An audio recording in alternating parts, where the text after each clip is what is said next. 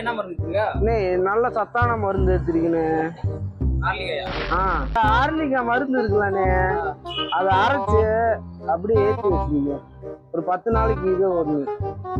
அது பெரியவங்களுக்கு ஊசி போட்டு நல்ல சத்தா இருக்கு. சத்து போய் யார்லி எங்க நல்லா தானே இருக்கு. ஆமா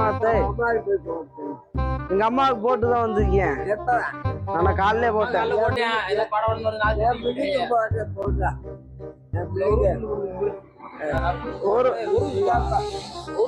நான் போட்டுக்கிறேன்னே, நான் தானே டாக்டர் ஆகணும்.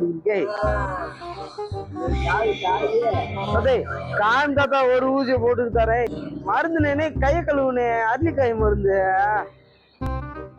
என்னண்ணே